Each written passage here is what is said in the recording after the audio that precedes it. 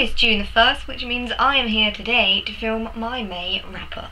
May as a month for me was not fantastic. It was very slow. I had a lot of stuff going on that was not fun to deal with. I started a new job, amongst other things. My job is back at Waterstones.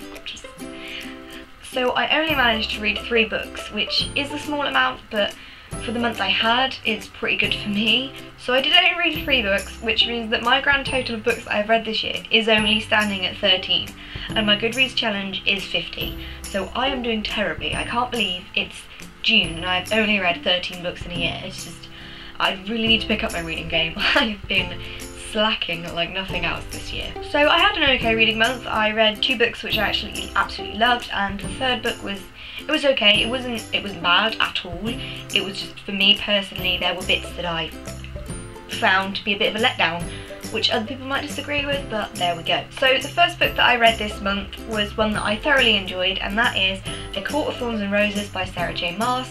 I have already filmed a review on this and it is up on my channel, so I will leave a link on the face of this book right here if you fancy reading, if you fancy listening to my in-depth feelings of it. It is spoiler free, so that is always good. This is the first book in a new Sarah J Maas series, and you all know how much I love this author. This is a fairy tale retelling of Beauty and the Beast, and it follows our main character, who is Feyre, and she is a huntress, and she kills a wolf one day and discovers that there are repercussions for this, and a big bad wolf from the Fey world comes and knocks on her door and takes her to live with him, sort of for a life situation, and she has to deal with all the Fey politics and stuff that's going on in that world. Overall, I thoroughly enjoyed this book. I gave it 5 stars because Sarah J Maas, and I flew through it.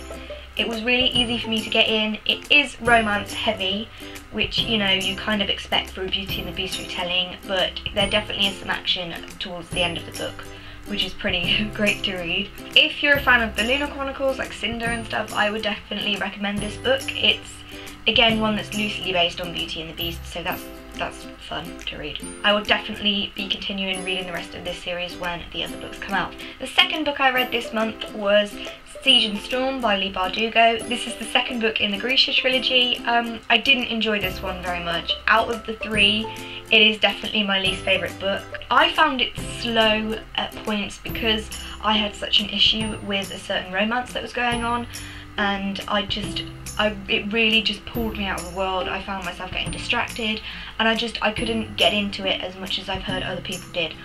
So it was quite a letdown for me from the first one, because I did enjoy the first book. However, that being said, I can't deny how well written this book was and how interesting it was at points, and there are some really cool new characters that are introduced that I ended up loving, and Alina as a character grew so much more in this book, and that is what made me power on and pull through this one in particular. I gave this book 4 stars because although I hated the romance in it and it kind of kept pulling me out of the world, I couldn't deny that it was well written. Although there were some slow points for me, it was definitely well written and there were some great characters, so I gave it 4 stars because I couldn't drop it any lower than that. So the 3rd book that I read this month was Ruin Rising by Leigh Bardugo, which is the 3rd and final book in the Grisha trilogy. I can't really give you much of a plot in this one, and I couldn't really in the first one or the second one either, because, you know, they are the concluding books, so it will give you spoilers.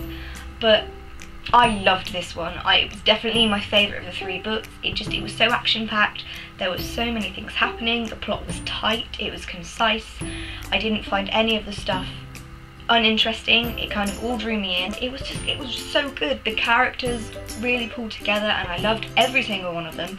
Even the romance that I hate, I liked them as separate characters. The ending, however, was a little disappointing to me. I don't know, it felt like a letdown.